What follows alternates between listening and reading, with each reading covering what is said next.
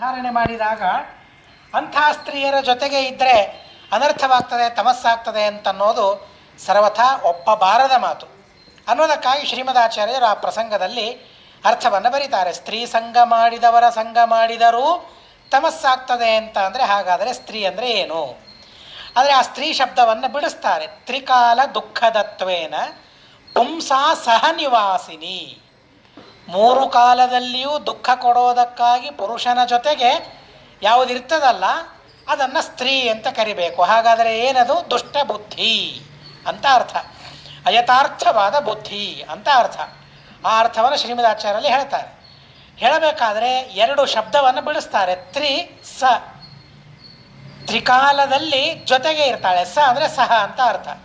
ತ್ರಿಕಾಲ ದುಃಖದತ್ವೇನ ಪುಂಸಾ ಸಹ, ಇಲ್ಲಿಯ ತ್ರಿ ಅಲ್ಲಿಯ ಸಹ, ಅವೆರಡು ಸೇರಿ ಸ್ತ್ರೀ ಅಂತನ್ನೋ ಪದ ಆಗಿದೆ ಅಂತ ಶ್ರೀಮದಾಚಾರ್ಯ ಹೇಳ್ತಾರೆ. ಆ ಶ್ರೀಮದಾಚಾರ್ಯರು ಹೇಳಿದ ಅರ್ಥವನ್ನು ನಾವು ಬೇರೆ ಕಡೆಗೆ ಇಲ್ಲಿ ಬಳಸ್ಕೊಂಡ್ರೆ, ಹಾಗಾದರೆ ಸ್ತ್ರೀಯರಿದ್ದಾರಲ್ಲ ಅವರೇನು ಮಾಡ್ತಾರೆ, ಯಾಕೆ ಅವರನ್ನು ಸ್ತ್ರೀ ಅಂತ ಕರಿಬೇಕು ಅಂತ ಅಂದರೆ, ಮೂರು ಕಾಲದಲ್ಲಿ, ಯಾವುದು ಮೂರು ಕಾಲ? ಧರ್ಮದ ಕಾಲ, ಅರ್ಥದ ಕಾಲ, ಕಾಮದ ಕಾಲ. ಆ ಮೂರೂ ಕಾಲದಲ್ಲಿಯೂ ಸಹ ಪುರುಷರ ಜೊತೆಗೆ ಇರ್ತಾಳೆ. ಆ ಧರ್ಮಾರ್ಥ ಕಾಮಗಳನ್ನು ಪುರುಷ ಮಾಡಬೇಕಾದ್ರೆ ಸಹಕಾರ ಮಾಡೋದಕ್ಕಾಗಿ ಇವಳಿರ್ತಾಳೆ ಅಂತನ್ನೋದಕ್ಕಾಗಿ ಇವಳನ್ನು ಸ್ತ್ರೀ ಅಂತ ಕರಿಬೇಕು ಅಂತ ಮಹಾಭಾರತ ನಮಗೆ ಸೂಚನೆ ಕೊಡ್ತದೆ. ಸ್ತ್ರೀ ಶಬ್ದದ ಅರ್ಥವನ್ನು ಹೀಗೆ ನೀವು ತಿಳಿದುಕೊಳ್ಳಿ ಅಂತ. ಅಲ್ಲಿ ಮುಂದೆ ಎಲ್ಲಿ ಸ್ತ್ರೀ ಅಂತ ಶಬ್ದ ಇಲ್ಲ. ಇಷ್ಟು ವಿಷಯವನ್ನು ಹೇಳಿ ಇವಳು ಸ್ತ್ರೀ ಅಂತ ಶಬ್ದವಾಡೋದಿಲ್ಲ. ಆದರೆ ಮಹಾಭಾರತ ಹೇಳೋದು ಧರ್ಮಾರ್ಥ ಕಾಮಕಾಲೇಶು ಭಾರ್ಯ ಪುಂಸಃ ಸಹಾಯಿನಿ. ಧರ್ಮಕಾಲ, ಅರ್ಥಕಾಲ, ಕಾಮಕಾಲ, ತ್ರಿಕಾಲ. ಆ ತ್ರಿಕಾಲದಲ್ಲಿ ಸುಖವನ್ನು ಕೊಡೋದಕ್ಕಾಗಿ ಸಹಾಯಕಳಾಗಿ ಸಹಕಾರ ಮಾಡ್ತಾ ಅವಳಿರ್ತಾಳೆ ಅಂತನ್ನೋದಕ್ಕಾಗಿ ಅವಳಿಗೆ ಸ್ತ್ರೀ ಅಂತ ಕರಿಬೇಕು ಅಂತ ಮಹಾಭಾರತ ಹೇಳ್ತದೆ. ಹಾಗಾದರೆ ಆ ಸ್ತ್ರೀಯರ ಧರ್ಮ ಏನು ಅಂತನ್ನೋದನ್ನು ಈ ಸ್ತ್ರೀ ಎಂಬ ಶಬ್ದವೇ ನಮಗೆ ತಿಳಿಸಿಕೊಡ್ತು. ಗಂಡ ಅವನು ಮಾಡುವ ಧರ್ಮ, ಅವನು ಸಂಪಾದನೆ ಮಾಡುವ ಅರ್ಥ, ಅವನ ಬಯಕೆ, ಇವೆಲ್ಲ ಪ್ರಸಂಗಗಳಲ್ಲಿ ಗಂಡನ ಜೊತೆಗೇನೇ ಇರಬೇಕಾದವಳು. ಅದೇ ಪ್ರಧಾನವಾದ ಧರ್ಮ, ಸಹಕಾರ ಮಾಡೋದೇ ಪ್ರಧಾನವಾದ ಧರ್ಮ ಅನ್ನೋದಕ್ಕಾಗಿ ಅವಳನ್ನು ಸ್ತ್ರೀ ಅಂತ ಕರೆದಿದ್ದಾರೆ ಅಂತ ಮಹಾಭಾರತ ನಮಗೆ ತಿಳಿಸಿಕೊಡ್ತದೆ. ಇದೇ ಅರ್ಥವನ್ನು ತಿಳಿಸುವ ಸ್ಕಂದ ಪುರಾಣದ ಮಾತು. ಸ್ಕಂದ ಪುರಾಣದಲ್ಲಿ ಏನು ಹೇಳ್ತಾರೆ ಅಂದರೆ, ಗೃಹಾಶ್ರಮ ಸುಖಾರ್ಥಾಯ ಭಾರ್ಯಾಮೂಲಂಚ ತತ್ಸುಖಂ ಸಾ ಭಾರ್ಯಾ ವಿನೀತಾಯ ತ್ರಿವರ್ಗಂ ನಿನಯೇ ಧ್ರುವಂ. ಸ್ಕಂದ ಪುರಾಣ ಹೇಳುವ ಮಾತು. ಗೃಹಾಶ್ರಮ, ಗಾರ್ಹಸ್ಥ್ಯ, ಇದು ಯಾಕೆ ಅಂದರೆ ಸುಖಕ್ಕಾಗಿ. ಸುಖ ಅಂದರೆ ಬರೀ ಲೌಕಿಕವಾದ ಸುಖ ಅಂತ ಇಷ್ಟೇ ಅಲ್ಲ, ಧರ್ಮವನ್ನು ಸಂಪಾದನೆ ಮಾಡಿ ಮೋಕ್ಷ ಸುಖವನ್ನು ಸಂಪಾದನೆ ಮಾಡೋದಕ್ಕಾಗಿಯೂ ಗಾರ್ಹಸ್ಥ್ಯ ಕಾರಣ. ಗೃಹಸ್ಥರ ಧರ್ಮಗಳೇನಿದೆ ಆ ಧರ್ಮಗಳಿಂದ ಬರೀ ಅಶಾಶ್ವತವಾದ ಕ್ಷಣಿಕವಾದ ಲೌಕಿಕವಾದ ಸುಖಗಳಿಷ್ಟೇ ಆಗ್ತದೆ ಅಂತ ಅಲ್ಲ. ಗಾರ್ಹಸ್ಥ್ಯ ಧರ್ಮಗಳನ್ನು ಪಾಲನೆ ಮಾಡೋದರಿಂದ ಆ ಧರ್ಮಗಳಿಂದ ಮೋಕ್ಷ ಸುಖವನ್ನು ಸಂಪಾದನೆ ಮಾಡಬಹುದು. ಹೀಗಾಗಿ ಸಾಮಾನ್ಯವಾದ ಶಬ್ದ ಅದು, ಗೃಹಾಶ್ರಮ ಸುಖಾರ್ಥಾಯ. ಇದೇನು ಗಾರ್ಹಸ್ಥ್ಯ ಇದೇನಿದೆಯಲ್ಲ, ಇದೊಂದು ಆಶ್ರಮ. ಇದೊಂದು ಆಶ್ರಮ. ಹೇಗೆ ನಾವು ಋಷಿಗಳ ಮುನಿಗಳ ಆಶ್ರಮ ಅಂತ ಕೇಳ್ತೀವಲ್ಲ, ಆಶ್ರಮ ಅದರ ಪರಿಕಲ್ಪನೆ ಏನು ಹೇಳಿ? ಆಶ್ರಮ ಅಂತ ಶಬ್ದ ಕೇಳಿದ ಕೂಡಲೇ ನಮ್ಮ ಮನಸ್ಸಿನಲ್ಲಿ ಏನು ಭಾವನೆ ಬರ್ತದೆ? ಎಲ್ಲಿ ಧರ್ಮಗಳು ನಡೀತಾ ಇರ್ತವೆ, ಧರ್ಮಗಳ ಹೊರತಾಗಿ ಅಧರ್ಮ ಎಲ್ಲಿ ನಡೆಯೋದಿಲ್ಲ ಅಂಥದ್ದು ಆಶ್ರಮ ಅಂತ ನಮ್ಮ ತಲೆಯಲ್ಲಿ ಕಲ್ಪನೆ ಬರ್ತದಲ್ಲ. ಹಾಗೆ ಇವು 4 ಆಶ್ರಮಗಳು ಅಂತ ಅಂದರೆ ಧರ್ಮವಿಲ್ಲದೆ ಯಾವುದೂ ಇಲ್ಲ. ಅದು ಬ್ರಹ್ಮಚರ್ಯ ಇರಲಿ, ಗಾರ್ಹಸ್ಥ್ಯ ಇರಲಿ, ವಾನಪ್ರಸ್ಥ ಇರಲಿ, ಸನ್ಯಾಸ ಇರಲಿ, ಇವು 4 ಆಶ್ರಮಗಳೇ ಇವು. ಅರ್ಥಾತ್ ಈ 4 ಆಶ್ರಮಗಳಲ್ಲಿಯೂ 4 ಅವಸ್ಥೆಗಳಲ್ಲಿಯೂ ಸಹ ಅವನು ಧರ್ಮವನ್ನೇ ಮಾಡ್ತಾ ಇರೋದು. ಅಧರ್ಮಕ್ಕೆ ಯಾವ ಆಶ್ರಮದಲ್ಲಿಯೂ ಅವಕಾಶವಿಲ್ಲ. ಹೊರಗಿನ ಆಶ್ರಮ, ದೇಶ ಪ್ರದೇಶಗಳನ್ನು ನಾವೇನು ನೋಡ್ತೇವೆ, ಆ ಯಾವ ಆಶ್ರಮಗಳಲ್ಲಿಯೂ ಅಧರ್ಮ ಇರೋದಿಲ್ಲ, ಧರ್ಮವೇ ಇರ್ತದೆ. ಹಾಗೆ ಈ 4 ಆಶ್ರಮಗಳೇನಿದೆಯಲ್ಲ, 4 ಆಶ್ರಮಗಳಲ್ಲಿಯೂ ಸಹ ಧರ್ಮಕ್ಕೆ ಅವಕಾಶ ಹೊರತು ಅಧರ್ಮಕ್ಕೆ ಅವಕಾಶವಿಲ್ಲ ಅನ್ನೋದಕ್ಕಾಗಿ ಇವುಗಳನ್ನು ಆಶ್ರಮ ಅಂತ ವ್ಯವಹಾರ ಮಾಡಿದ್ದಾರೆ. ಈ ಗೃಹಸ್ಥ ಆಶ್ರಮ ಏನಿದೆಯಲ್ಲ, ಇಲ್ಲಿಯೂ ಸಹ ಹಾಗೇನೆ. ಗೃಹಾಶ್ರಮ ಸುಖಾರ್ಥಾಯ, ಸುಖವನ್ನು ಸಂಪಾದನೆ ಮಾಡೋದಕ್ಕಾಗಿಯೇ ಗಾರ್ಹಸ್ಥ್ಯ. ಅದೆಂಥದ್ದು? ಮೋಕ್ಷ ಸುಖ, ಪ್ರಧಾನವಾಗಿ ಮೋಕ್ಷ ಸುಖ. ಅಂಥದ್ದನ್ನು ಸಂಪಾದನೆ ಮಾಡೋದಕ್ಕಾಗಿ ಗೃಹಸ್ಥ ಆಶ್ರಮ ಇದೆ. ಹಾಗಾದರೆ ಆ ಸುಖ ಹೇಗೆ ಮನುಷ್ಯ ಸಂಪಾದನೆ ಮಾಡಿಕೊಳ್ಳಬಹುದು? ಗೃಹಾಶ್ರಮ ಇರೋದು ಯಾಕೆ? ಸುಖಾರ್ಥಾಯ, ಸುಖವನ್ನು ಸಂಪಾದನೆ ಮಾಡೋದಕ್ಕಾಗಿ ಗಾರ್ಹಸ್ಥ್ಯ ಇರೋದು. ಉಳಿದಾಶ್ರಮಗಳನ್ನೀಗ ಬಿಟ್ಟುಬಿಡಿ. ಈಗ ನಾವು ಸ್ತ್ರೀಯರ ಧರ್ಮಗಳನ್ನು ತಿಳಿಯಬೇಕಾದರೆ ಗಾರ್ಹಸ್ಥ್ಯ ಧರ್ಮವನ್ನು ತಿಳಿಯಲೇಬೇಕು. ಹೀಗಾಗಿ ಅಲ್ಲಿ ಆ ಮಾತನ್ನು ಹೇಳ್ತಾರೆ. ಗೃಹಾಶ್ರಮ ಇದು ಯಾಕೆ ಅಂದರೆ ಸುಖವನ್ನು ಸಂಪಾದನೆ ಮಾಡೋದಕ್ಕಾಗಿ, ಮೋಕ್ಷ ಸುಖವನ್ನು ಸಂಪಾದನೆ ಮಾಡೋದಕ್ಕಾಗಿ. ಹಾಗಾದರೆ ಆ ಸುಖ ತಾನೊಬ್ಬನೇ ಸಂಪಾದನೆ ಮಾಡಲಿಕ್ಕಾಗ್ತದ ಪುರುಷರಿಗೆ? ಸಾಧ್ಯವಿಲ್ಲ, ಆಗೋದೇ ಇಲ್ಲ. ಅನ್ನೋದಕ್ಕಾಗಿ ಭಾರ್ಯಾ ಮೂಲಂಚ ತತ್ ಸುಖಂ. ಆ ಗಾರ್ಹಸ್ಥ್ಯದಿಂದ ನಾವೇನು ಸುಖವನ್ನು ಸಂಪಾದನೆ ಮಾಡಬೇಕೋ, ಲೌಕಿಕ ಇರಲಿ ಅಥವಾ ಪಾರಲೌಕಿಕವಾದ ಮೋಕ್ಷ ಇರಲಿ, ಯಾವುದೇ ಸುಖವನ್ನು ಸಂಪಾದನೆ ಮಾಡಬೇಕಾದರೆ ಅದಕ್ಕೆ ಮೂಲ ಭಾರ್ಯ ಅಂತ ಹೇಳ್ತಾರೆ. ಹೆಂಡತಿಯ ಸಹಕಾರದಿಂದ ಆ ಸುಖವನ್ನು ಮನುಷ್ಯ ಸಂಪಾದನೆ ಮಾಡ್ತಾನೆ. ಭಾರ್ಯ ಅಂತ ಯಾರನ್ನು ಕರೀತಾರೆ? ಸಾ ಭಾರ್ಯ ವಿನೀತಾಯ. ಯಾರು ಗಂಡನಿಗೆ ವಿನೀತಳಾಗಿ ಇರ್ತಾಳಲ್ಲ ಅಂಥವಳನ್ನು ಭಾರ್ಯ ಅಂತ ಕರೀತಾರೆ. ಅವಳೇನು ಮಾಡ್ತಾಳೆ ಅಂದರೆ ತ್ರಿವರ್ಗಂ ನಿನಯೇ ಧ್ರುವಂ. 3 ವರ್ಗ, ಧರ್ಮ ಅರ್ಥ ಕಾಮ ಎಂಬ 3 ವರ್ಗವನ್ನು ಆ ಪತಿ ಸಂಪಾದನೆ ಮಾಡುವಂತೆ ಇವಳು ಸಹಕಾರವನ್ನು ಮಾಡ್ತಾಳೆ ಅನ್ನೋದಕ್ಕಾಗಿ ಅವಳಿಗೆ ಸ್ತ್ರೀ ಅಂತ ಕರೀತಾರೆ. ಕಾತ್ಯಾಯನರು ಮತ್ತಿಷ್ಟು ಸ್ಪಷ್ಟವಾಗಿ ಈ ವಿಷಯವನ್ನು ತಿಳಿಸ್ತಾರೆ.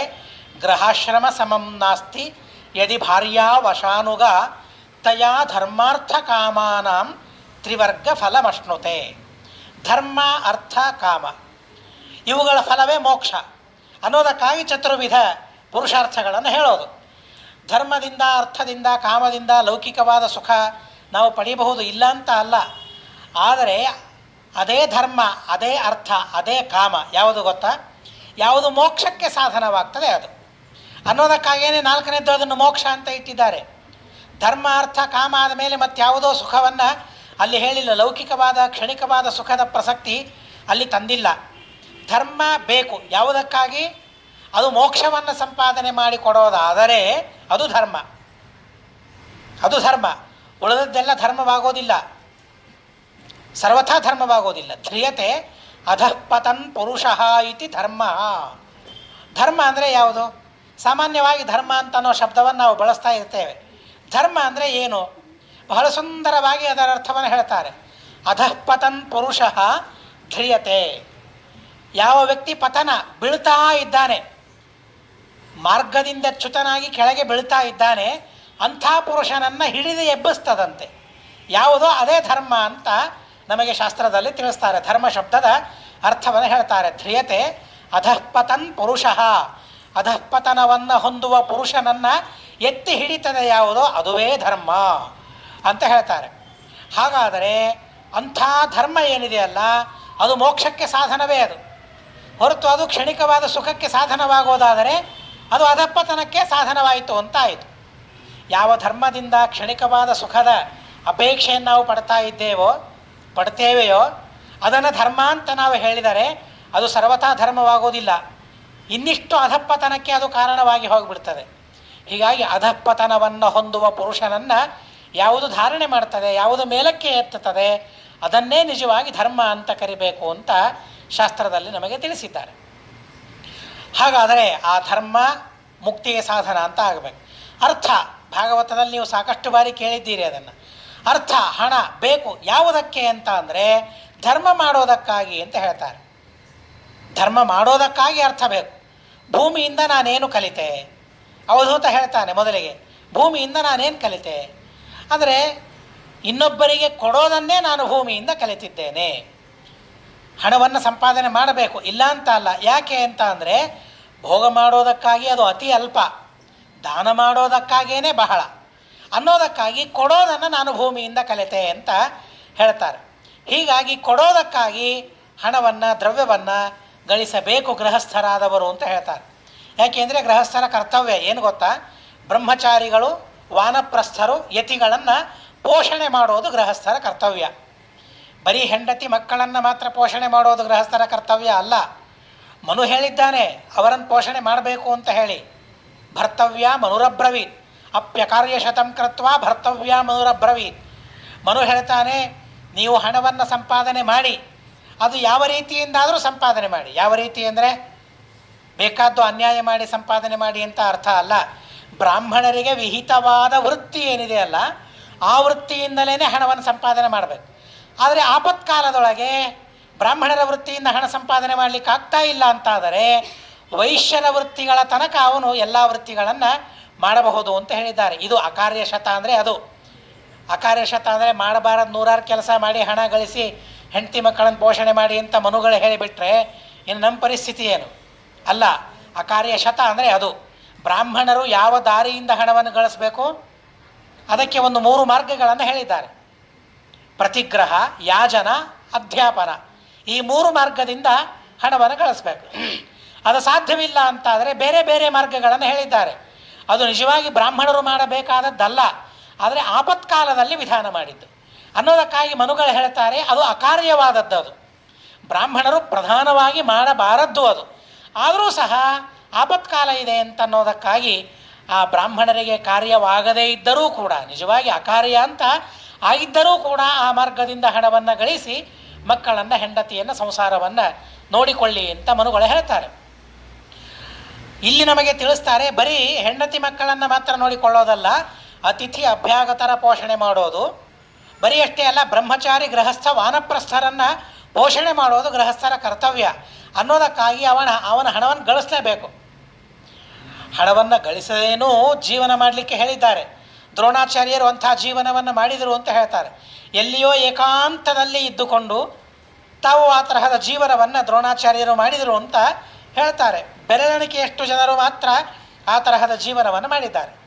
ಆದರೆ ಎಲ್ಲರೂ ಹಾಗೆ ಮಾಡಿದರೆ ಈ 3 ಜನರ ಗತಿ ಏನು ಅನ್ನೋದಕ್ಕಾಗಿ ಗೃಹಸ್ಥರು ಬೇಕು, ಅವರ ಹಣವನ್ನು ಗಳಿಸಬೇಕು. ಆದರೆ ಒಳ್ಳೆಯ ಮಾರ್ಗದಿಂದ ಹಣವನ್ನು ಗಳಿಸ್ಬೇಕು. ಆ ಹಣ ಏನಿದೆ ಅಲ್ಲ, ಸಂಪಾದನೆ ಮಾಡಿದ ಹಣ ಅದು ಕ್ರಮವಾಗಿ ಮುಕ್ತಿಗೆ ಸಾಧನವಾಗಬೇಕು. ಪರಂಪರೆಯ ಯದ್ಯಪಿ ಹಣ ಇದು ಮುಕ್ತಿಗೆ ಸಾಧನವಲ್ಲ, ಅರ್ಥದಿಂದ ಸರ್ವಥಾ ಮೋಕ್ಷ ಸಿಗೋದಿಲ್ಲ. ಆದರೆ ಅರ್ಥದಿಂದ ಧರ್ಮವನ್ನು ಮಾಡಿದಾಗ ಆ ಧರ್ಮ ಕ್ರಮವಾಗಿ ಮುಕ್ತಿಗೆ ಸಾಧನ, ಪರಂಪರೆಯ ಮುಕ್ತಿಗೆ ಸಾಧನ ಅಂತ ಆಗ್ತದೆ. ಹೀಗಾಗಿ ಧರ್ಮ ಮುಕ್ತಿಗೆ ಸಾಧನ, ಅರ್ಥ ಮುಕ್ತಿಗೆ ಸಾಧನ.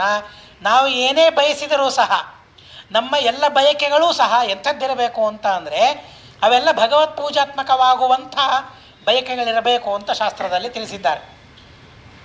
ಮಾತು ಬಹಳ ದೊಡ್ಡವು ಅಂತ ಆಗ್ತದೆ, ಆದರೆ ಇದು ಯಾವುದೋ ಮಾಡಲಿಕ್ಕೆ ಸರ್ವಥಾ ಅನುಷ್ಠಾನದಲ್ಲಿ ತರಲಿಕ್ಕೆ ನಮಗೆ ಈಗ ಸಾಧ್ಯವಾಗದೇ ಇರಬಹುದು. ಆದರೆ ಕ್ರಮವಾಗಿ ತಿಳಿತಾ ಹೋದಂತೆ ಒಂದು ಸಲಕ್ಕೆ ಯಾವುದೂ ಜೀರ್ಣವಾಗುವುದಿಲ್ಲ, ಒಂದು ಸಲಕ್ಕೆ ಯಾವುದೂ ಮಾಡಬೇಕು ಅಂತ ಅನಿಸೋದಿಲ್ಲ. ಅಭ್ಯಾಸ, ಆ ಅಭ್ಯಾಸ ಆದಂತೆ ಮನುಷ್ಯನಲ್ಲಿ ಬದಲಾವಣೆಗಳು ಬಂದೇ ಬರ್ತದೆ ಅನ್ನೋದಕ್ಕಾಗಿ ಧರ್ಮವನ್ನು ತಿಳಿಲೇಬೇಕು, ಧರ್ಮವನ್ನು ಹೇಳಲೇಬೇಕು. ನಮಗೆ ನಾವು ಹೇಳಿಕೊಳ್ಳಬೇಕು, ಕೇಳ್ತಾನೆ ಹೋಗಬೇಕು. ಇಲ್ಲಿ ಹಾಗೆ ಧರ್ಮ, ಅರ್ಥ, ಕಾಮ ಇವೇನಿದೆಯಲ್ಲ ಇವೆಲ್ಲ ಮೋಕ್ಷಕ್ಕೆ ಸಹಕಾರಿಯಾಗಬೇಕು. ಅಂಥ ಧರ್ಮಾರ್ಥ ಕಾಮಗಳ ಸಂಪಾದನೆಯನ್ನು ಪುರುಷನಾದವನು ಮಾಡಬೇಕು ಅಂತ ನಮಗೆ ಹೇಳ್ತಾರೆ. ಗೃಹಾಶ್ರಮ ಸಮಂ ನಾಸ್ತಿ ಯದಿ ಭಾರ್ಯಾ ವಶಾನುಗ. ಗೃಹಸ್ಥನಾದವನು ಆ ತರಹದ ಅಪೇಕ್ಷೆಗಳನ್ನು ಮಾಡಬೇಕು. ಆದರೆ ಗೃಹಸ್ಥಾಶ್ರಮಕ್ಕೆ ಸಮಾನವಾದ ಆಶ್ರಮ ಮತ್ತೊಂದಿಲ್ಲ ಅಂತ ಇಲ್ಲಿ ಕಾತ್ಯಾಯನರು ಹೇಳ್ತಾರೆ. ಆದರೆ ಎಲ್ಲ ಆಶ್ರಮಕ್ಕಿಂತ ಸನ್ಯಾಸಾಶ್ರಮ ದೊಡ್ಡದು ಅಂತನ್ನೋ ತೀರ್ಮಾನವನ್ನು ಶ್ರೀಮದಾಚಾರ್ಯರು ಮಾಡಿಬಿಟ್ಟಿದ್ದಾರೆ. ಅದರ ಹೊರತಾಗಿ ಉಳಿದ ಆಶ್ರಮಗಳ ವಿಚಾರ ಮಾಡಿದ ಗೃಹಸ್ಥಾಶ್ರಮ ಅವಶ್ಯವಾಗಿ ದೊಡ್ಡದು, ಇಲ್ಲ ಅಂತ ಅಲ್ಲ. ಗೃಹಸ್ಥಾಶ್ರಮಕ್ಕೆ ಸಮಾನವಾದದ್ದಿಲ್ಲ. ಯಾವಾಗ ಗೊತ್ತಾ?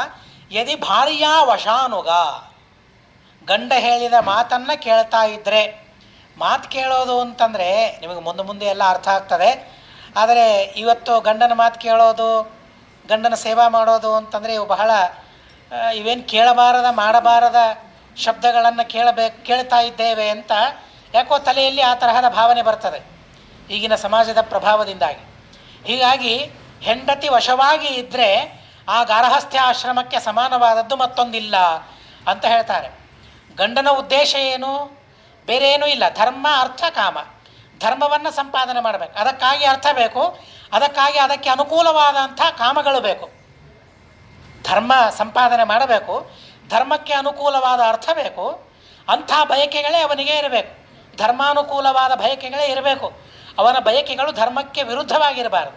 ಧರ್ಮ ಬಾಹಿರವಾದ ಬಯಕೆಗಳು ಅವನ ಮನಸ್ಸಿನಲ್ಲಿ ಸರ್ವಥಾ ಇರಬಾರದು.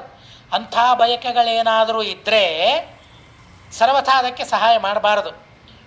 ಮೊದಲಿಗೆ ಅಲ್ಪ ಸ್ವಲ್ಪ ಸಹಾಯ ಮಾಡ್ತಾ ಇರಬೇಕು. ಆದರೆ ಕ್ರಮವಾಗಿ ಆ ಬಯಕೆಗಳು ಬಾರದೇ ಇದ್ದಂತೆ ಮಾಡಬೇಕು ಅಂತನ್ನೋದನ್ನು ಶಾಸ್ತ್ರ ನಮಗೆ ತಿಳಿಸ್ತದೆ. ತಯಾ ಧರ್ಮಾರ್ಥ ಕಾಮಾನಂ ತ್ರಿವರ್ಗ ಫಲಮಶ್ನುತೆ. ಅಂಥ ಹೆಂಡತಿಯಿಂದ ತ್ರಿವರ್ಗ ಫಲ, 3 ವರ್ಗದ ಫಲ ಯಾವುದು ಹೇಳಿ? ಅದು ಧರ್ಮ, ಅರ್ಥ, ಕಾಮ, 3 ವರ್ಗ. ಆ 3 ವರ್ಗದ ಫಲ ಯಾವುದು? ಮೋಕ್ಷ. ಹಾಗಾದರೆ ತ್ರಿವರ್ಗದ ಫಲವನ್ನು ಪುರುಷ ಯಾವಾಗ ಪಡಿತಾನೆ? ತಯಾ, ಹೆಂಡತಿ ಇದ್ದರೆ ಮಾತ್ರ, ಹೆಂಡತಿಯ ಸಹಕಾರದಿಂದ ಮಾತ್ರ ಆ ಪುರುಷನ ಸಾಧನೆ ಸಮಗ್ರವಾಗ್ತದೆ, ಸಂಪೂರ್ಣವಾಗ್ತದೆ, ಮುಕ್ತಿಯನ್ನು ಪಡಿತಾನೆ ಅನ್ನೋದಕ್ಕಾಗಿ ಅವಳು ಸ್ತ್ರೀ. 3 ಧರ್ಮ, ಅರ್ಥ, ಕಾಮ. ಫಲ ಅವನು ಮುಂದೆ ಪಡೆಯೋದು, ಭಗವಂತ ಅವನಿಗೆ ಕೊಡೋದು. ಆ ಮೋಕ್ಷಕ್ಕಾಗಿ ಯಾವ ಸಾಧನೆ ಇವನು ಮಾಡಬೇಕಾಗಿದೆ? ಧರ್ಮವನ್ನು ಮಾಡಬೇಕು, ಅದಕ್ಕೆ ಅನುಕೂಲವಾದ ಅರ್ಥ ಸಂಗ್ರಹ, ಅದಕ್ಕೆ ಅನುಕೂಲವಾಗಿರತಕ್ಕಂತಹ ಕಾಮನೆಗಳನ್ನು ಮಾಡೋದು. ಈ 3 ಏನಿದೆಯಲ್ಲ, ಆ 3 ಸಂಪಾದನೆ ಮಾಡುವಾಗ ಸಹಿತಳಾಗಿ ಇರ್ತಾಳೆ, ಸಹಕಾರವನ್ನು ಮಾಡ್ತಾಳೆ. ಮುಕ್ತಿಗೆ ಬೇಕಾದ ಧರ್ಮ, ಅರ್ಥ, ಕಾಮಗಳನ್ನು ಮಾಡುವ ಕಾಲದಲ್ಲಿ ಜೊತೆಗೆ ಇರ್ತಾಳೆ, ಸಹಾಯ ಮಾಡ್ತಾಳೆ, ಸಹಕಾರ ಮಾಡ್ತಾಳೆ ಅನ್ನೋದಕ್ಕಾಗಿ ಅವಳನ್ನು ಸ್ತ್ರೀ ಅಂತ ಕರೆದಿದ್ದಾರೆ ಅಂತ ಕಾತ್ಯಾಯನ ಸ್ಮೃತಿ ಆ ಶಬ್ದವನ್ನು ಬಿಡಿಸಿ ನಮಗೆ ತಿಳಿಸ್ತದೆ. ನೋಡ್ರಿ, ಸ್ತ್ರೀ ಅಂದರೆ ಹೆಂಡತಿ ಅಂತಂದರೆ ಪುರುಷನಿಗೆ ಮೋಕ್ಷವನ್ನು ಸಂಪಾದನೆ ಮಾಡೋದಕ್ಕಾಗಿ ಅವನ ಜೊತೆಗೆ ಇರುವವಳು ಅಂತನ್ನೋ ಅರ್ಥ ಇದರಿಂದ ನಮಗೆ ಬರ್ತದೆ. ಇನ್ನೊಂದು ಅರ್ಥವನ್ನು ನಮಗೆ ತಿಳಿಸ್ತಾರೆ. ವಿಷ್ಣು ಧರ್ಮ ಪುರಾಣ ಮತ್ತು ಪದ್ಮಪುರಾಣದ ಭೂಖಂಡದಲ್ಲಿ ಮತ್ತೊಂದು ಭೂಮಿಖಂಡ ಅಂತ ಒಂದು ಖಂಡ ಇದೆ. ಅಲ್ಲಿ ಮತ್ತೊಂದು ಅರ್ಥವನ್ನು ತಿಳಿಸ್ತಾರೆ ಸ್ತ್ರೀ ಎಂಬ ಶಬ್ದಕ್ಕೆ. ನಾನೀಗ ಹೇಳಿದ್ದೇನೆ, ಅರ್ಥವನ್ನು ಹೇಳಿ ಇವಳು ಸ್ತ್ರೀ ಅಂತ ಪ್ರತ್ಯೇಕವಾಗಿ ಹೇಳೋದಿಲ್ಲ, ಆದರೆ ಬರೀ ವ್ಯಾಖ್ಯಾನವನ್ನು ಮಾತ್ರ ಮಾಡಿದ್ದಾರೆ. ಅಲ್ಲಿ ಒಂದೊಂದು ಶೈಲಿ, ಒಂದೊಂದು ಕಡೆಗೆ ಒಂದೊಂದು ಶೈಲಿ ಇರ್ತದೆ. ತ್ರಿಭಿಹಿ ಸಹಿತ ಸ್ತ್ರೀ ಅಂತ ಹೀಗೆ ಕೆಲವು ಕಡೆಗೆ ಹೇಳೋದು ಪದ್ಧತಿ, ಅಥವಾ ಶಬ್ದಗಳನ್ನು ಬಿಡಿಸಿ ಇಡೋದು. ಅದು ಯಾವ ಪದದ ಅರ್ಥ ಅಂತ ಹೇಳಿ ನಾವು ತಿಳಿಯಬೇಕಾದದ್ದು. ಇವುಗಳಲ್ಲೆಲ್ಲ ಆ ಶಬ್ದವನ್ನು ಬಿಡಿಸಿ ಇಟ್ಟಿದ್ದಾರೆ. ಯಾವ ಪದವನ್ನು ಬಿಡಿಸಿಟ್ಟಿದ್ದಾರೆ? ಸ್ತ್ರೀ ಎಂಬ ಪದವನ್ನು ಬಿಡಿಸಿಟ್ಟಿದ್ದಾರೆ ಅಂತ ಅದನ್ನು ನೋಡಿದಾಗ ನಮಗೆ ಅರ್ಥವಾಗ್ತದೆ. ಇನ್ನೊಂದು ಅರ್ಥ ಹೇಳ್ತಾರೆ ಸ್ತ್ರೀ ಎಂಬ ಶಬ್ದಕ್ಕೆ, ಕರ್ಮಣ ಮನಸ ವಾಚ ಭರ್ತು ಪ್ರಿಯಹಿತೈಷಿಣಿ ಯಾ ನಾರಿ ಸಾ ಸ್ಮೃತ ಅಸಾಧ್ವಿ ಪತಿಪೂಜನ ತತ್ಪರ. ಯಾವಾಗ ಇದು ಸಾಕು ಅಂತ ಅನ್ನಿಸ್ತದೆ, ಬೇಕಾದರೆ ಆವಾಗ ಹೇಳಿದರೆ ಅರ್ಥಾತ್ ಈ ಪಾಠ ಬೇಡ, ಇದು ಕೇಳಲಿಕ್ಕೆ ಸ್ವಲ್ಪ ತೊಂದರೆ ಆಗ್ತಾ ಇದೆ, ಬೇರೆ ದಾಸ ಸಾಹಿತ್ಯವನ್ನೇ ಕೇಳೋಣ ಅಂತ ಅಳಿಸಿದರೆ ಇದನ್ನು ಬಿಟ್ಟು ಬೇಕಾದರೆ ಅದನ್ನೇ ಪ್ರಾರಂಭ ಮಾಡ್ತೇನೆ, ಮಾಡೋದಿಲ್ಲ ಅಂತೇನಲ್ಲ. ಆದರೆ ಮೊದಲಿಗೆ ಒಂದೆರಡು ವಾರ, 1-2-3 ವಾರ ಕೇಳಿ ಆದರೂ ನೋಡೋಣ. ಅರ್ಥನೇ ಆಗ್ತಾ ಇಲ್ವಾ? ಸ್ತ್ರೀ ಎಂಬ ಶಬ್ದದ ಅರ್ಥ ಆಗಲಿಲ್ವಾ?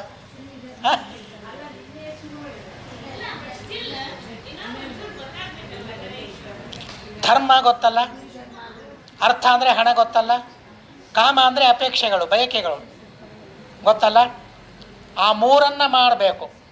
ಧರ್ಮಾರ್ಥ ಕಾಮ ಮೋಕ್ಷ, ಚತುರ್ವಿಧ ಪುರುಷಾರ್ಥಗಳು. ಧರ್ಮ ಮಾಡಬೇಕು, ಅದಕ್ಕೆ ಬೇಕಾದ ದ್ರವ್ಯವನ್ನು ಗಳಿಸಬೇಕು, ಆ ಧರ್ಮಕ್ಕೆ ಅನುಕೂಲವಾದ ಬಯಕೆಗಳು ಪುರುಷನಿಗೆ ಇರಬೇಕು. ಅವುಗಳನ್ನು ಮಾಡೋ ಕಾಲದಲ್ಲಿ ಸ್ತ್ರೀ ಜೊತೆಗೆ ಇರ್ತಾಳೆ, ಸಹಕಾರ ಮಾಡ್ತಾಳೆ. ಧರ್ಮ ಮಾಡಬೇಕು, ದೇವರ ಪೂಜೆ ಮಾಡಬೇಕು. ಒಬ್ಬನಿಗೆ ಮಾಡಲಿಕ್ಕಾಗ್ತದ? ಪುರುಷನಿಗೆ ಮಾಡಲಿಕ್ಕಾಗೋದಿಲ್ಲ. ಬರೀ ಪೂಜೆ ಅಂತ ಅಷ್ಟೇ ಅಲ್ಲ, ಯಾವುದೇ ಕೆಲಸವನ್ನು ಯಾರೇ ಒಬ್ಬರಿಗೆ ಮಾಡಲಿಕ್ಕಾಗೋದಿಲ್ಲ. ಅದರಲ್ಲಿ ಧರ್ಮವನ್ನಂತೂ ಮಾಡಲಿಕ್ಕಾಗೋದೇ ಇಲ್ಲ. ಹಣ ಗಳಿಸ್ಬೇಕಂತಂದರೆ ಆವಾಗಲೂ ಸಹ ಒಬ್ಬ ಪುರುಷನಿಂದ ಸಾಧ್ಯವಿಲ್ಲ. ಅದಕ್ಕಾಗಿ ಹೆಂಡತಿಯ ಸಹಕಾರ ಬೇಕು. ಮನೆಯಲ್ಲಿ ಅವಳಿದ್ದುಕೊಂಡು ಮಕ್ಕಳನ್ನು ಅಥವಾ ಮನೆಯನ್ನು, ಅಥವಾ ಪ್ರಾಚೀನ ಕಾಲದಲ್ಲಿ ಇದ್ದಂತೆ ಅತಿಥಿ ಅಭ್ಯಾಗತರು ಯಾವಾಗ ಬರ್ತಾರೆ ಗೊತ್ತಿಲ್ಲ ಮನೆಗೆ. ಇವತ್ತು ಯಾವ ಅತಿಥಿಗಳಿಲ್ಲ, ಅಭ್ಯಾಗತರಿಲ್ಲ. ಆದರೆ ಪ್ರಾಚೀನ ಕಾಲದಲ್ಲಿ ಮನೆಗೆ ಬರುವ ಅತಿಥಿ ಅಭ್ಯಾಗತರನ್ನು ನಾನು ಮನೆಯಲ್ಲಿದ್ದು ನೋಡಿಕೊಳ್ಳುತ್ತೇನೆ, ಆ ಜವಾಬ್ದಾರಿ ನನ್ನದು, ಆ ಚಿಂತೆ ನಿಮಗೆ ಬೇಡ ಅಂತನ್ನೋ ಧೈರ್ಯವನ್ನು ಅವಳು ಕೊಟ್ಟರೆ ಇವನ ಹಣ ಗಳಿಸ್ಲಿಕ್ಕೆ ಹೋಗಬೇಕು.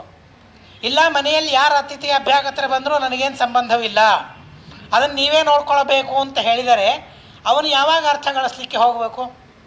ಮನೆಯಲ್ಲಿ ಇದ್ದು ಅತಿಥಿ ಅಭ್ಯಾಗತರ ಪೂಜೆಯನ್ನು ಮಾಡಬೇಕು, ಅಥವಾ ಹಣ ಗಳಿಸ್ಲಿಕ್ಕೆ ಹೊರಗೆ ಹೋಗಬೇಕು? ಆಗೋದಿಲ್ಲ. ಹೀಗಾಗಿ ಆ ಪುರುಷ ಹಣ ಗಳಿಸ್ಲಿಕ್ಕೆ ಹೋಗಬೇಕಾದರೆ ಇವಳು ಮನೆಯಲ್ಲಿ ಇದ್ದು ಅವನಿಗೆ ಸಹಾಯ ಮಾಡಬೇಕು. ಹೌದಾ? ಇದು ಧರ್ಮ, ಅರ್ಥಕ್ಕೆ ಮಾಡಬೇಕಾದ ಸಹಾಯ. ಅರ್ಥ ಸಂಪಾದನೆ ಮಾಡಬೇಕಾದರೆ ಹೆಂಡತಿ ಈ ರೀತಿಯಾಗಿ ಸಹಕಾರವನ್ನು ಮಾಡಬೇಕಾಗ್ತದೆ. ಇನ್ನು ಬಯಕೆಗಳು, ಅವನ ಅಪೇಕ್ಷೆ ಒಂದಲ್ಲ, ನಾನಾ ತರಹದ ಅಪೇಕ್ಷೆಗಳು. ಅಪೇಕ್ಷೆಗಳು ಅಂತಂದರೆ ಈಗ ನಾನು ಹೇಳಿದಂತೆ ಧರ್ಮಕ್ಕೆ ಅವಿರುದ್ಧವಾದ ಅಪೇಕ್ಷೆಗಳು. ಯಾವುದೋ ವ್ರತ ನಿಯಮ ಉಪವಾಸ ಬರ್ತದೆ, ಬೇರೆ ಬೇರೆ ಯಜ್ಞ ಯಾಗಗಳನ್ನು ಮಾಡೋ ಪ್ರಸಂಗ ಬರ್ತದೆ. ಅಪೇಕ್ಷೆಗಳು, ಆ ಅಪೇಕ್ಷೆಗಳನ್ನು ಅವನು ಪಟ್ಟು ಮಾತ್ರಕ್ಕೆ ಅದು ಪೂರ್ಣ ಆಗೋದಿಲ್ಲ ಅಲ್ಲ. ಇವತ್ತೇನೋ ಒಂದು 100 ಜನಕ್ಕೆ ಭೋಜನ ಮಾಡಿಸ್ಬೇಕು ಅಂತ ಅವನೇನೋ ಸಂಕಲ್ಪವನ್ನು ಮಾಡಿದ. ಸಂಕಲ್ಪ ಮಾಡಿದಾಗ ಯದ್ಯಪಿ ಅದು ಧರ್ಮ, ಅದು ಇಲ್ಲ ಅಂತ ಅಲ್ಲ, ಆದರೆ ಅಪೇಕ್ಷೆ ಅದೊಂದು ಅಪೇಕ್ಷೆ. ಅವನ ಅಪೇಕ್ಷೆ ಮಾಡಿದಾಗ ಹೆಂಡತಿ 100 ಜನಕ್ಕೆ ಅಡುಗೆ ಮಾಡ್ತಾಳೋ ಬಿಡ್ತಾಳೋ ಅಂತ ಅನ್ನೋದು ಬೇರೆ. ಆದರೆ ಹೆಂಡತಿಯ ಸಹಕಾರ ಬೇಕೋ ಬೇಡೋ? ಅಡಿಗೆಯನ್ನು ಮನೆಗೆ ಕರೆಸಿ ಅಡಿಗೆ ಮಾಡಿಸಿದರೂ ಕೂಡ ಹೆಂಡತಿ ಕೆಲಸ ಮಾಡಬೇಕಾಗ್ತದೋ ಇಲ್ಲೋ? ಗಂಡನ ಅಪೇಕ್ಷೆ 100 ಜನ ಬ್ರಾಹ್ಮಣರಿಗೆ ಭೋಜನವಾಗಬೇಕು ಅಂತ. ಅವನ ಅಪೇಕ್ಷೆ ಪೂರ್ಣವಾಗಬೇಕಾದರೆ ಹೆಂಡತಿಯ ಸಹಕಾರವೂ ಇರಬೇಕೋ ಬೇಡೋ? ಇರಲೇಬೇಕು.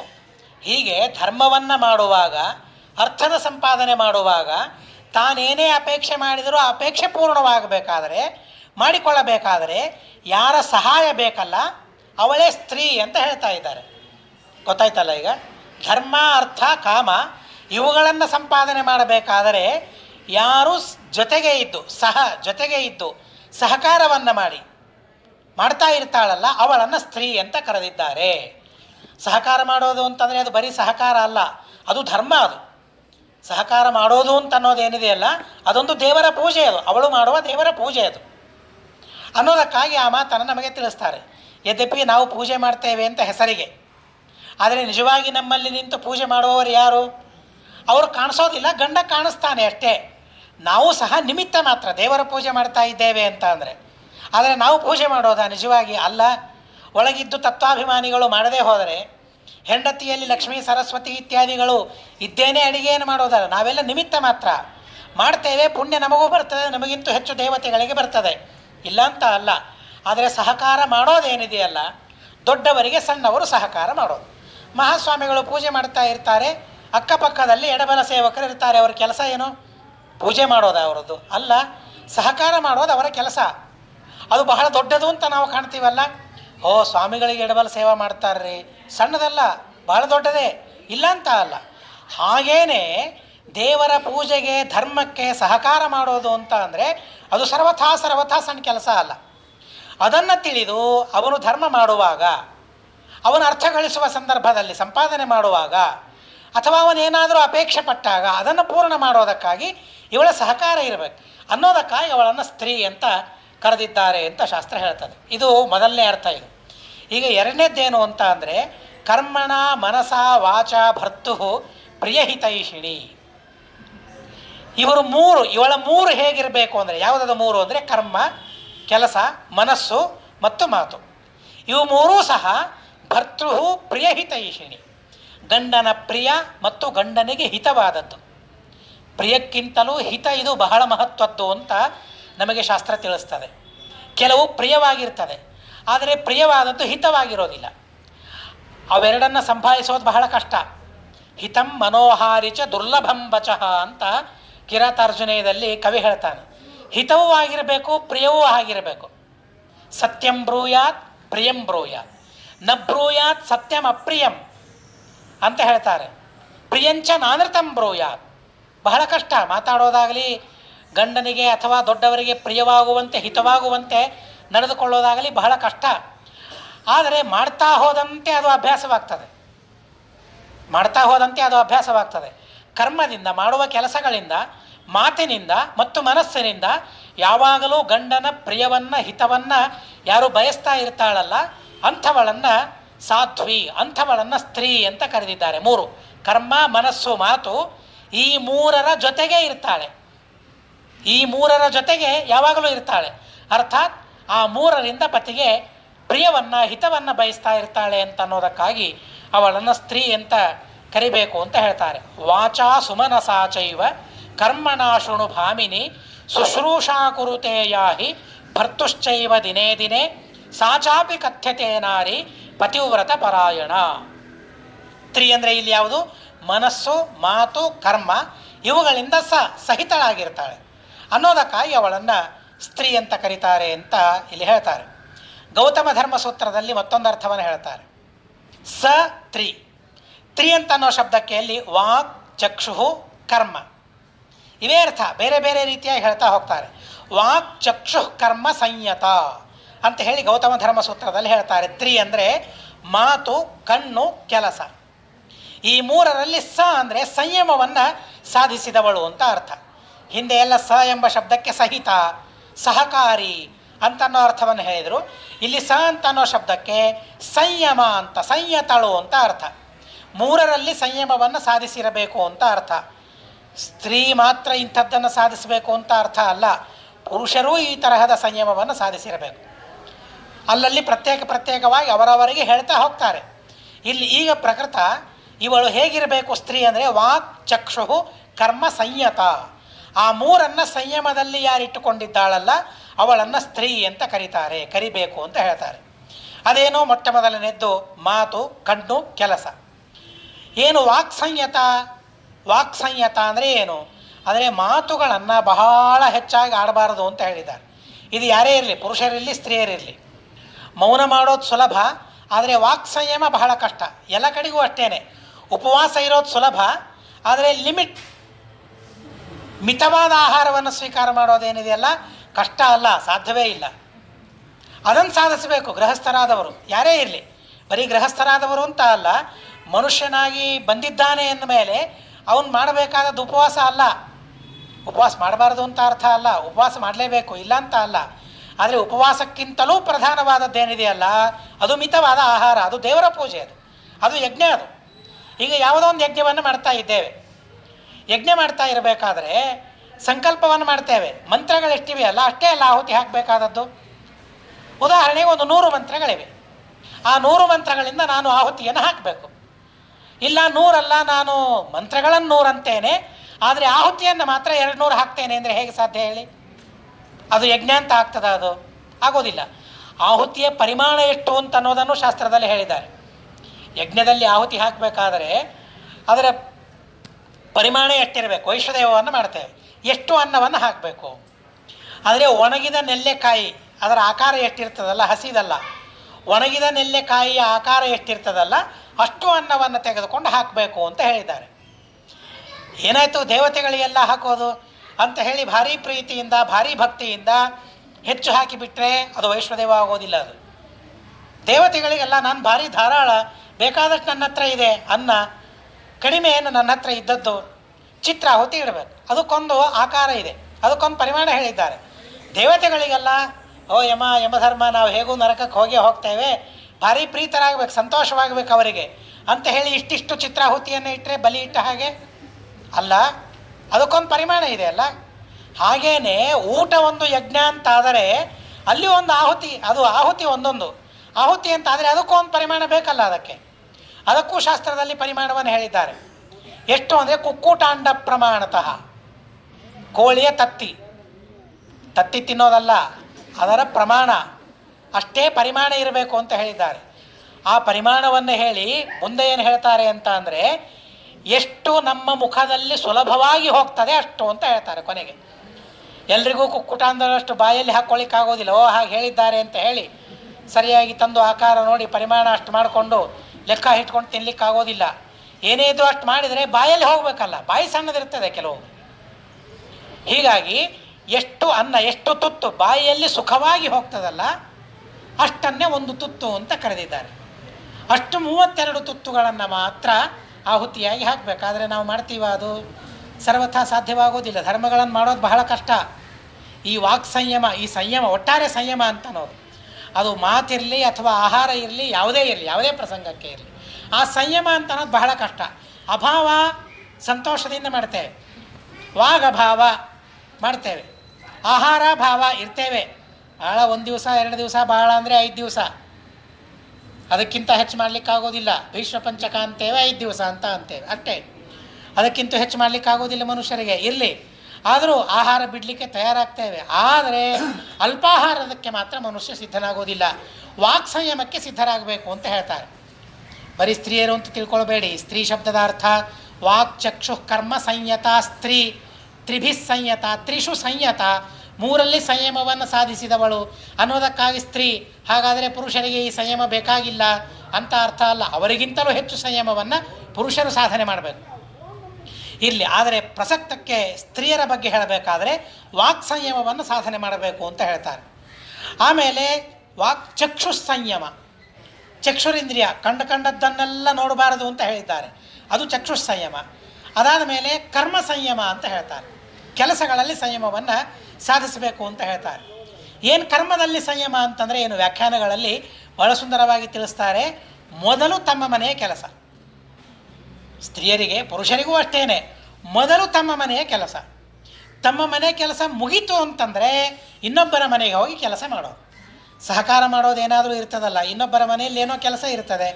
ಹಿಂದಕ್ಕೆ ಎಲ್ಲ, ಇವತ್ತು ಬಹಳ ಯಾವ ಕೆಲಸ ಇಲ್ಲ, ಎಲ್ಲ ಸಿದ್ಧವಾದದ್ದನ್ನೇ ನಾವು ಮನೆಗೆ ತಂದ್ಕೊಳ್ತೇವೆ, ಸಮಸ್ಯೆ ಇಲ್ಲ. ಆದರೆ ಹಿಂದಕ್ಕೆ ಅಕ್ಕಿ, ಭತ್ತ, ಅವಲಕ್ಕಿ ಇವೆಲ್ಲ ಕುಟ್ಟಬೇಕಾದ್ರೆ ಒಬ್ಬರಿಂದ ಸಾಧ್ಯ ಇಲ್ಲ. ಅಕ್ಕಪಕ್ಕದ ಮನೆಯವರು ಬರಬೇಕು, ನಮ್ಮ ಮನೆಗೆ ಬರಬೇಕು, ನಾವು ಅವ್ರ ಮನೆಗೆ ಹೋಗಬೇಕು. ಯಾವಾಗ ಅಂದರೆ ನಮ್ಮ ಕೆಲಸ ಎಲ್ಲ ಮುಗಿಸ್ಕೊಂಡ್ಮೇಲೆ. ಇಲ್ಲ ಇನ್ನೂ ಮುಗಿದಿಲ್ಲ ಅಂತ ಯಾವಾಗಲೂ ಹೇಳೋದಲ್ಲ, ಕೆಲಸ ಮುಗಿಸ್ಕೊಂಡು, ಮನೆಯ ಕೆಲಸವನ್ನು ಮುಗಿಸಿಕೊಂಡು ಇನ್ನೊಬ್ಬರ ಮನೆಯ ಕೆಲಸವನ್ನು ಮಾಡಬೇಕು ಅಂತ ಹೇಳ್ತಾರೆ.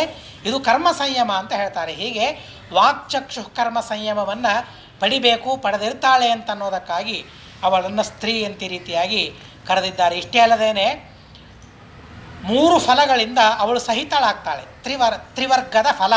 ಆ ತ್ರಿವರ್ಗದ ಫಲದಿಂದ ಸಹಿತಳಾಗ್ತಾಳೆ ಅಂತ ಅನ್ನೋದಕ್ಕಾಗಿಯೂ ಕೂಡ ಮತ್ತೆ ಅವಳಿಗೆ ಸ್ತ್ರೀ ಅಂತ ಕರೆದಿದ್ದಾರೆ ಅಂತ ಹೇಳ್ತಾರೆ.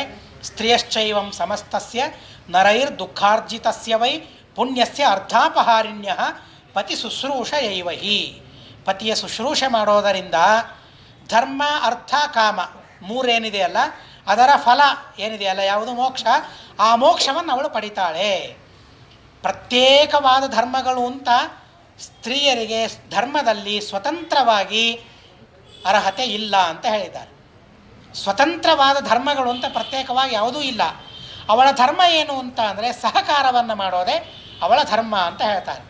ಪತಿಯ ಅನುಮತಿಯಿಂದ ಬೇರೆ ಬೇರೆ ವ್ರತ ನಿಯಮಗಳನ್ನು ಮಾಡಲಿಕ್ಕೆ ಅವಕಾಶ ಇದೆ, ಇಲ್ಲ ಅಂತ ಅಲ್ಲ. ಆದರೆ ಪ್ರಧಾನವಾಗಿ ಸ್ವತಂತ್ರವಾಗಿ ತಾನು ಧರ್ಮಗಳನ್ನು ಮಾಡಲಿಕ್ಕೆ ಅವಕಾಶ ಇಲ್ಲ. ಬರೀ ಸ್ತ್ರೀಯರಿಗೆ ಅಂತ ಇಷ್ಟೇ ಅಲ್ಲ, ಪುರುಷ ಯಾತ್ರೆ ಮಾಡಬೇಕಾದರೂ ಅವನೊಬ್ಬನಿಗೆ ಅರ್ಹತೆ ಇಲ್ಲ. ಸ್ವತಂತ್ರವಾಗಿ ಸ್ತ್ರೀಯರಿಗೆ ಅರ್ಹತೆ ಇಲ್ಲ. ಹಾಗಾದರೆ ಪುರುಷರಿಗೆ ಅಧೀನವಾಗಿ ಮಾಡ್ತಾ ಇರಬೇಕೇನು ಅಂದರೆ ಶಾಸ್ತ್ರ ಹೇಳ್ತದೆ, ಹೌದು ಅಂತ ಹೇಳ್ತಾರೆ. ಪುರುಷರಿಗೂ ಹಾಗೇನೆ, ಯಾತ್ರೆ ಮಾಡಬೇಕು ಅಂತಾದರೆ ಒಬ್ಬನು ಯಾತ್ರೆಗೆ ಹೊರಟರೆ ಅವನಿಗೆ ಫಲ ಇಲ್ಲ. ಪುರಾಣಗಳಲ್ಲಿ ಹೇಳ್ತಾರೆ, ಒಬ್ಬನೇ ಹೋಗ್ತಾನೆ. ಪದ್ಮಪುರಾಣದಲ್ಲಿಯೋ ಎಲ್ಲೇ ಕಥೆ ಬರ್ತದೆ, ಒಬ್ಬನು ಯಾತ್ರೆಗೆ ಹೋಗ್ತಾನೆ, ಎಲ್ಲ ಯಾತ್ರೆ ಮುಗಿಸ್ಕೊಂಡು ಬರ್ತಾನೆ, ಶ್ರಾದ್ದಗಳನ್ನು ಮಾಡ್ಕೊಂಡು ಬರ್ತಾನೆ, ತಿರುಗಿ ಮನೆಗೆ ಬರ್ತಾ ಇರ್ತಾನೆ. ಪಿತೃಗಳು ನೇತಾಡ್ತಾ ಇರ್ತಾರೆ ಗಿಡಕ್ಕೆ. ಅಲ್ಲ, ನಾನೆಲ್ಲ ತೀರ್ಥ ಕ್ಷೇತ್ರ ಯಾತ್ರೆ ಎಲ್ಲ ಆಯಿತು, ಶ್ರಾದ್ದ ಆಯಿತು, ಎಲ್ಲ ಆಯಿತು, ನಿಮ್ಮ ಉದ್ಧಾರ ಆಗಬೇಕು, ಯಾಕೆ ಹೀಗಿದ್ದೀರಿ ಅಂತ ಕೇಳ್ತಾರೆ. ಕೇಳಿದಾಗ ಪಿತೃಗಳು ಮಾತಾಡ್ತಾರೆ, ಹೌದಪ್ಪ ನೀವು ಒಬ್ಬನು ಹೋಗಿದ್ದಿ ಯಾತ್ರೆಗೆ, ಅಲ್ಲ ನೀನು ಹೋದಾಗ ಜೊತೆಗೆ ಹೆಂಡತಿ ಬರಬೇಕು, ಅವಳಲ್ಲಿ ಸಹಕಾರ ಮಾಡಬೇಕು, ಅಂದಾಗ ಆ ಶ್ರಾದ್ದ ಪೂರ್ಣವಾಗ್ತದೆ. ಪತಿ ಮಾಡುವ ಯಾವುದೇ ಧರ್ಮ, ಹಿಂದೆ ನಾನು ಹೇಳಿದ್ದೇನೆ, ಪತಿ ಮಾಡುವ ಯಾವುದೇ ಧರ್ಮ ಪೂರ್ಣ ಆಗಬೇಕಾದ್ರೆ ಯಾರೋ ಸಹಕಾರ ಮಾಡಿದರೆ ಆ ಧರ್ಮ ಪೂರ್ಣವಾಗೋದಿಲ್ಲ. ಶ್ರಾದ್ದ ಆಯಿತು, ಮಾಡಿದರು, ಯಾರೋ ಸಹಕಾರ ಮಾಡಿದರು, ಯಾರೋ ಅಡುಗೆ ಮಾಡಿದರು, ಬ್ರಾಹ್ಮಣರಿಗೆ ಊಟಕ್ಕೆ ಹಾಕಿದರು, ಎಲ್ಲ ಆಯಿತು, ನೋಡಲಿಕ್ಕೆ ಧರ್ಮ ಆಯಿತು. ಆದರೆ ಅದರ ಫಲ ಸಿಗ್ತಾ ಅವನಿಗೆ ಫಲ ಸಿಗಲಿಲ್ಲ. ಯಾಕೆ ಅಂದರೆ ಸಹಕಾರವನ್ನು ಮಾಡಬೇಕಾದದ್ದು ಹೆಂಡತಿ, ಅವಳು ಮಾಡಲಿಲ್ಲ ಅನ್ನೋದಕ್ಕಾಗಿ ಫಲ ಸಿಗಲಿಲ್ಲ ಅವನಿಗೆ. ಹೀಗಾಗಿ ಹೆಂಡತಿ ಯಾತ್ರೆಗೆ ಬಂದಿಲ್ಲ ಅನ್ನೋದಕ್ಕಾಗಿ ನಮ್ಮ ಉದ್ಧಾರ ಆಗಿಲ್ಲ. ಹಾಗಾದರೆ ಏನು ಮಾಡಬೇಕು? ಮನೆಗೆ ಹೋಗಿ ಮತ್ತೊಂದು ಸಲ ಶ್ರಾದ್ದ ಮಾಡು ಅಂತ ಹೇಳ್ತಾರೆ. ಹೆಂಡತಿ ಅಡಿಗೆ ಮಾಡಬೇಕು, ಹೆಂಡತಿ ಬಳಸಬೇಕು, ನೀನು ಶ್ರಾದ್ದ ಮಾಡು, ಆಮೇಲೆ ಉದ್ಧಾರ ಆಗ್ತದೆ ಅಂತ ಅಂತಾರೆ. ಆಮೇಲೆ ಅವನು ಮನೆಗೆ ಬರ್ತಾನೆ, ಹೆಂಡತಿ ಅಡಿಗೆ ಮಾಡ್ತಾಳೆ, ಶ್ರಾದ್ದ ಮಾಡ್ತಾರೆ, ಬ್ರಾಹ್ಮಣ ಭೋಜನ ಆಗ್ತದೆ, ಪಿತೃಗಳ ಉದ್ಧಾರವಾಗ್ತದೆ ಅಂತ ಕಥೆಯಲ್ಲಿ ತಿಳಿಸ್ತಾರೆ. ಎಷ್ಟೆಲ್ಲ ತೀರ್ಥಯಾತ್ರೆ ಮಾಡಿ ಬಂದ, ಶ್ರಾದ್ದ ಮಾಡಿದ, ಗಯ ಆಯಿತು, ಬದರಿ ಆಯಿತು, ಎಲ್ಲ ಆಯಿತು, ಪಿತೃಗಳ ಉದ್ಧಾರವಾಗಲಿಲ್ಲ. ಆದರೆ ತನ್ನ ಮನೆಯಲ್ಲಿ ಹೆಂಡತಿ ಅಡಿಗೆ ಮಾಡಿದ್ದು ಬ್ರಾಹ್ಮಣರ ಭೋಜನವಾಯಿತು, ಪಿತೃಗಳ ಉದ್ಧಾರವಾಯಿತು ಅಂತ ತಿಳಿಸ್ತಾರೆ. ಹೀಗೆ ಫಲವನ್ನು ಪಡಿಬೇಕಾದರೆ ಹೆಂಡತಿಯೇ ಸಹಕಾರವನ್ನು ಮಾಡಬೇಕು. ಯಾಕೆ? ಹಾಗೇನೇ ಪ್ರತಿಜ್ಞೆ ಇರ್ತದೆ ವಿವಾಹದಲ್ಲಿ, ಧರ್ಮೇಚ ಅರ್ಥೇಚ ಕಾಮೇಚ ನಾತಿಚರಿತವ್ಯ ನಾತಿಚರಾಮಿ. ಅದಕ್ಕಾಗಿಯೇ ವಿವಾಹ, ಇಬ್ಬರು ಸೇರಿ ಧರ್ಮವನ್ನು ಮಾಡೋದಕ್ಕಾಗಿಯೇ ವಿವಾಹ. ಹೀಗಾಗಿ ಅವಳಿಲ್ಲ ಅಂತಾದರೆ ಇವನಿಗೆ ಯಾವ ಫಲವೂ ಇಲ್ಲ. ಹಾಗಾದರೆ ಇವಳಿಗೆ ಫಲ, ಮೋಕ್ಷ ಫಲ ಹೇಗೆ ಅಂತ ಅಂದರೆ ಸಹಕಾರದಿಂದಲೇ ಇವಳಿಗೆ ಆ ತ್ರಿವರ್ಗದ ಫಲ ಸಿಗುತ್ತದೆ ಅಂತನ್ನೋದಕ್ಕಾಗಿ ಹಾಗೆ ನಮಗೆ ತಿಳಿಸ್ತಾರೆ. ಯದ್ದೇವೇಪ್ಯ, ಏನು ಪುಣ್ಯ ಬರ್ತದೆ ಅಂತ ಅನ್ನೋದನ್ನು ನಮಗೆ ತಿಳಿಸ್ತಾರೆ. ಸ್ತ್ರೀಯರಿಗೆ ಪುರುಷರು ಮಾಡಿದ ಯಾವ ಧರ್ಮಗಳ ಪುಣ್ಯ ಸ್ತ್ರೀಗೆ ಬರ್ತದೆ. ಯದ್ದೇವೇಭ್ಯ ಯಚ್ಚ ಪಿತ್ರಾದಿಕೇಭ್ಯ ಕುರ್ಯಾತ್ ಭರ್ತಾಭ್ಯರ್ಚನಂ ಸತ್ಕ್ರಿಯಾಂಚ ತಸ್ಯಾರ್ಥಂ ವೈ ಕೇವಲಾನ್ ಅನ್ಯಚಿತ್ತ ನಾರೀ ಭುಂಕ್ತೆ ಭರ್ತೃ ಶುಶ್ರೂಷದೈವಿ. ಭರ್ತೃ ಶುಶ್ರೂಷದೈವ ಮಾರ್ಕಾಂಡೇಯ ಪುರಾಣದಲ್ಲಿ ಹೇಳ್ತಾರೆ. ಪುರುಷ ದೇವತೆಗಳ ಉದ್ದೇಶದಿಂದ ಕರ್ಮವನ್ನು ಮಾಡ್ತಾನೆ, ಪಿತೃಗಳ ಉದ್ದೇಶದಿಂದ ಕರ್ಮವನ್ನು ಮಾಡ್ತಾನೆ. ದೇವತೆಗಳ ಉದ್ದೇಶದಿಂದ, ಪಿತೃಗಳ ಉದ್ದೇಶದಿಂದ ಇವನೇನು ಅಭ್ಯರ್ಚನ ಪೂಜೆಯನ್ನು ಮಾಡ್ತಾನೆ, ಸತ್ಕ್ರಿಯಾ ಸತ್ಕರ್ಮವನ್ನು ಮಾಡ್ತಾನೆ, ಆ ಎಲ್ಲ ಕರ್ಮಗಳಲ್ಲಿ ಅರ್ಧ ಭಾಗ ಹೆಂಡತಿಗೆ ಬಂದು ಹೋಗಿಬಿಡ್ತದೆ ಅಂತ ಹೇಳ್ತಾರೆ. ಯಾವಾಗ? ಭರ್ತೃ ಶುಶ್ರೂಷಯೈವೇ, ಗಂಡನ ಶುಶ್ರೂಷೆಯಿಂದ, ಗಂಡನ ಸೇವೆಯಿಂದ. ಗಂಡನ ಸೇವೆ ಅಂದರೆ ಏನಿಲ್ಲಿ?